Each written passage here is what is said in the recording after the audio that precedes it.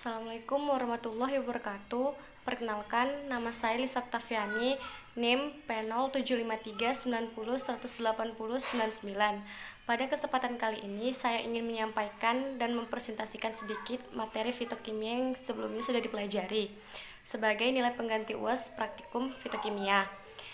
Adapun beberapa materi yang akan saya bahas di sini, yang pertama pengambilan sampel, yang kedua maserasi, yang ketiga sokletasi, yang keempat kristalisasi, yang kelima rekristalisasi atau pemurnian, dan yang terakhir adalah identifikasi senyawa.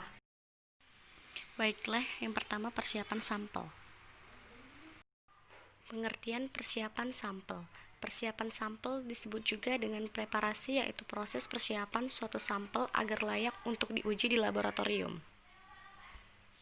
Kemudian berikut merupakan urutan preparasi sampel yang biasa dilakukan dalam melakukan pengujian atau penelitian. Yang pertama pengambilan sampel, pengeringan sampel, penggilingan sampel, dan pengayakan.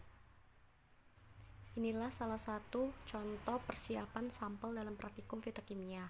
Pada metode maserasi yang dipakai adalah capsici fructus atau cabai merah, pada perkolasi yang dipakai Cinnamomum cortex atau kayu manis, dan pada isolasi kofein yang dipakai adalah Thea folium atau daun teh. Materi yang kedua adalah maserasi. Maserasi istilah aslinya adalah macerare atau bahasa Latin artinya merendam. Maserasi merupakan teknik ekstraksi yang dilakukan dengan cara merendam serbuk simplicia dalam cairan penyari tanpa pemanasan. Inilah alat yang digunakan dalam metode maserasi. Yang pertama adalah beker gelas, gelas ukur, timbangan dan anak timbangan, pisau, telenan, batang pengaduk, karet dan plastik, kayu penyaring dan kain, serta botol 300 ml 2 buah. Kemudian, ada beberapa bahan dan simplice yang digunakan dalam metode ini. Bahan yang pertama adalah alkohol 90%, kedua adalah aquades, dan untuk simplice yang digunakan itu adalah capsici fructus atau cabai merah. Ada beberapa prosedur yang dilakukan dalam melakukan metode maserasi. Inilah tampilan dari prosedur kerjanya. Inilah tampilan perhitungan bahan dalam melakukan percobaan maserasi sebelum kita melakukan prosedur kerjanya. Setelah kita melakukan percobaan tersebut, maka kita memperoleh hasil capsici tinctur sebanyak 285 ml. Proses penyaringan.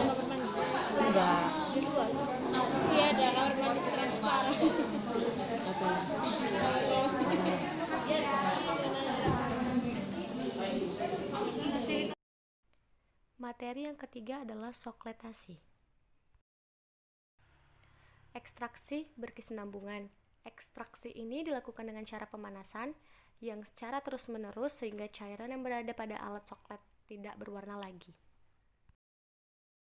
Selanjutnya, alat-alat yang digunakan dalam metode ini. Yang pertama, pendingin mola, kedua, alat soklet, ketiga, labu destilasi, dan yang terakhir, alat pemanasan. Nah, ini dia adalah contoh alat yang digunakan dalam metode sokletasi. Setelah ini akan ada penjelasan sedikit dari dosen kami, Bu Tri. Sesuai buku ini akan terekstraksi sempurna apabila cairan di sini sudah berwarna jernih. Berarti zat kafeinnya udah tertarik semua. Ya. Nah, itu disebut nanti dia selesai. Kadang-kadang ada sampai 80 kali. Nanti kita lihat aja apakah kita mau pakai 60 kali apa pakai 80 kali karena supaya kafeinnya terekstraksi sempurna. Nanti ini jernih di sini dan ini harus tetap jalan. Cara kerja soklet. 1. Bahan yang akan diekstraksi dibungkus dalam kantong ekstraksi dan diletakkan pada alat soklet. Yang kedua, alat soklet ini terletak antara labu suling dan pendingin bola sehingga dihubungkan melalui pipa pipet. Dan yang ketiga, labu berisi bahan pelarut yang menguap dan mencapai ke dalam pendingin aliran balik melalui pipa pipet dan kemudian menetes kembali ke atas bahan tersebut. Lalu, mengekstraksi kembali bahan yang dibungkus dalam kantong. Dan yang terakhir adalah larutan berkumpul di dalam wadah gelas dan setelah mencapai tinggi maksimal secara otomatis ditarik oleh labu dan demikian zat yang terekstraksi akan tertimbun melalui penguapan yang kontinu. Sebelum kita melakukan prosedur kerjanya, kita akan melakukan perhitungannya dan inilah tampilan perhitungan bahan tersebut. Materi yang kelima adalah kristalisasi. Pengertian kristalisasi. Kristalisasi adalah suatu proses pembentukan bahan padat dari pengendapan larutan, campuran yang meleleh, atau pengendapan langsung dari gas. Kristalisasi juga merupakan teknik pemisahan kimia antara bahan padat menjadi cair, di mana terjadi perpindahan massa dari suatu zat terlarut dan larutan ke fase kristal padat. Ada beberapa syarat-syarat kristalisasi. Yang pertama, larutan harus jenuh, yang kedua, larutan harus homogen, dan yang ketiga, adanya perubahan suhu. Mekanisme pembentukan kristal. Yang pertama adalah pembentukan inti, yaitu partikel-partikel kecil bahkan sangat kecil yang dapat terbentuk dengan cara memperkecil kristal-kristal yang ada. Yang kedua, pertumbuhan inti, yaitu gabungan dari dua proses transportasi molekul-molekul dari bahan yang akan dikristalisasikan. Nah, ini dia 4 metode kristalisasi. Yang pertama pendinginan, kedua pemanasan, ketiga pemanasan dan pendinginan, dan yang terakhir adalah penambahan bahan zat lain.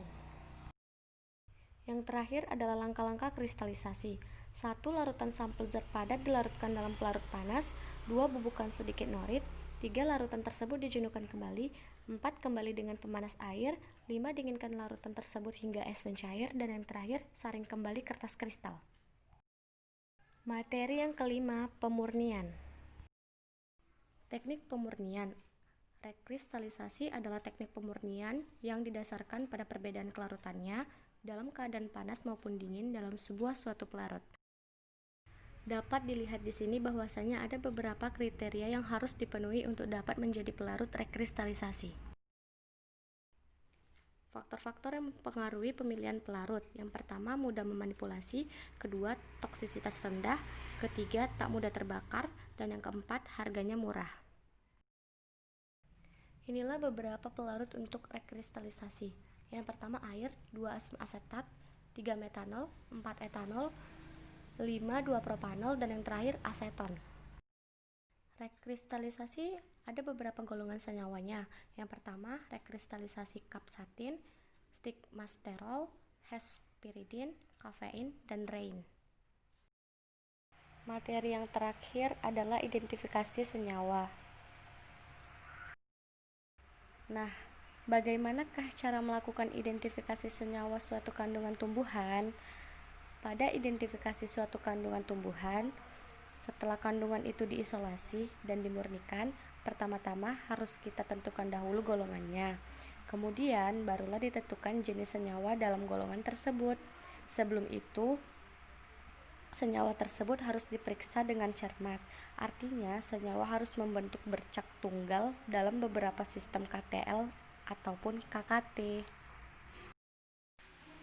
Demikianlah pada video kali ini mengenai metode-metode yang dilakukan dalam praktikum fitokimia. Kurang lebih saya mohon maaf. Wassalamualaikum warahmatullahi wabarakatuh.